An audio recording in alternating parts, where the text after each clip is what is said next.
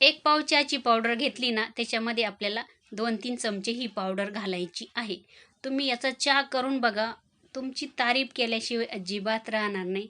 1 वर्षाने चहा पिला तरी याची चव तशीच राहणार. चला, इथे आज आपण बनवणार आहोत खूप छान अशी आयुर्वेदिक भाजी. आता ही भाजी ना, आपल्या त्वचा रोगावरती इतकी म्हणजे इतकी गुणकारी आहे आणि पावसाळ्यामध्येच ही भाजी येते. मी कल्पना तुमचे अगदीच मनापासून स्वागत करते. सर्वात पहिले आता इथे बघा, माझ्या घराच्या समोरच ही तोराट्याची भाजी उतरलेली आहे.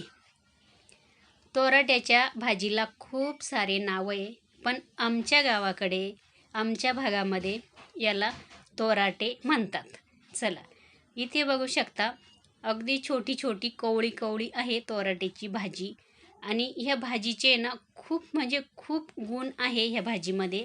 आपल्याला आवर्जून ही भाजी खायची आहे आणि ही भाजी मी स्वतः माझ्यासाठी बनवणार आहे. चला, इथे बघा, भाजी घेतलेली आहे मी उपटून. भाजी आपल्याला आहे ना शेतातली जास्त करून घ्यायची नाही, कारण का कसं, शेतामध्ये ना पावडरी म्हणजे फवारणी केलेली असते, पावडरी मारलेल्या असतात त्याच्यामुळे. आता इथे बघा, माझ्या घराच्या समोर आहे ना, आता इथे काही पावडर वगैरे मारलेली नाही आहे. ही भाजी पेरली जात नाही. ही भाजी ना तिचे तीच उतरते. पावसाळ्यामध्ये जेवढ्या रानभाज्या उतरताना तेवढ्या आपण आवर्जून खाल्ल्याच पाहिजे. आपल्या शरीरासाठी त्या खूप म्हणजे खूप गुणकारी आहे आणि त्या भाज्या पेरल्या जाती नाही, ते स्वतःहून त्याचे तेच उतरतात. भाजी आणलेली आहे उपटून बाहेरून. आता इथे आपल्याला घ्यायची निवडून. भाजी निवडताना आपल्याला फक्त भाजीचे पानं घ्यायचे आहे. भाजीचं देठ वगैरे अजिबात घ्यायचं नाही. हे बघा, भाजी अगदी मेथीच्या भाजीसारखीच असते. आणि ही भाजी ना ज्या वेळेस कोवळी कोवळी असते ना, त्यावेळेसच आपल्याला ही भाजी खायची आहे. त्याच्यानंतर आता इथे मी घेणार आहे कांदा चिरून आणि मिरच्या पण चिरून घेणारे. आपल्याला लागणार आहे लसूण. आता ह्या भाजीचं मी तुम्हाला खूप सारे गुण सांगते. आता इथे कढई ठेवलेली आहे. कढईमध्ये आपल्याला तेल घालायचं आहे. भाजी करण्यासाठी खूप सोपी, अजिबात अवघड नाही बरं का. जशी आपण मेथीची भाजी करतो ना तशीच करायची. याच्यामध्ये शेंगदाणे घालायचे नाही, म्हणजे शेंगदाण्याचं कूट नाही घालायचं. फक्त आपल्याला कांद्यात करायची. तुम्हाला टॅमॅटो घालायचा असेल तर टॅमॅटो पण घालू शकता.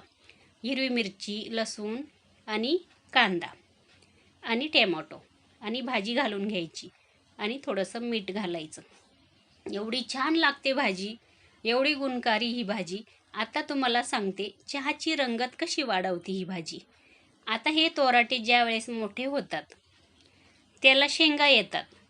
शेंगा आल्यानंतर त्या वाळू द्यायच्या झाडालाच आणि वाळल्यानंतर तोराटे कापून घ्यायचे. झाडं त्याचे कापल्यानंतर आपल्याला त्या शेंगा आहे ना मळून घ्यायच्या, कुटून घ्यायच्या आणि त्याच्यामध्ये ते जे शेंगांमधले जे दाणे असतात ना, अगदी मटकीसारखे असतात, सेम मटकीच. ते दाणे आपल्याला म्हणजे ते तोराटे आपल्याला छान कढईमध्ये भाजून घ्यायचे. भाजल्यानंतर आपल्याला मिक्सरमध्ये बारीक करायचे. आता आम्ही शक्यतो जात्यावरतीच बारीक करतो. आणि जी आपली चहाची पावडर असते, आता समजा चहाची पावडर 1 पाव घ्यायची, अंदाज सांगते मी तुम्हाला. 1 पाव चहाची पावडर आणि त्याच्यामध्ये आपल्याला ही तोराट्याची पावडर मिक्स करायची आहे 2-3 चमचे. त्याच्यामध्ये पावडरमध्ये मिक्स करून द्यायची, डब्यामध्ये घालून ठेवायची आणि तुम्ही केव्हाही याचा चहा करून बघा. जे लोक तुमचा चहा पितील तुमची तारीफ केल्याशिवाय राहणार नाही. एवढा सुंदर चहा होतो. आपल्या शरीरासाठी पण खूप चांगला आहे तो चहा, म्हणजे ते तोराटे. आणि कॉफी मागे पडल इतका सुंदर चहा होतो. आमच्या घरी जे लोक येतात ना, ते लोक नेहमी म्हणतात तुम्ही चहा कसा केला, याच्यात काय टाकलं, आणि आवर्जून आमच्याकडून ही तोराट्याची पावडर किंवा हे तोराटे घेऊन जातात. आता ज्या वेळेस मी गावी राहील आणि हे तोराटे येतील त्यावेळेस मी याच्यावरती पण व्हिडिओ बनवून तुम्हाला मी टाकणार आहे. आणि आपल्या शरीरासाठी ना अशा काही गोष्टी ना खूप म्हणजे खूप महत्त्वाच्या आहे. आता गावालाच या गोष्टी काही गोष्टी माहीत असतात, म्हणून मला पण माहीत आहे. आमच्या घरामध्ये हे अशा केल्या जातात.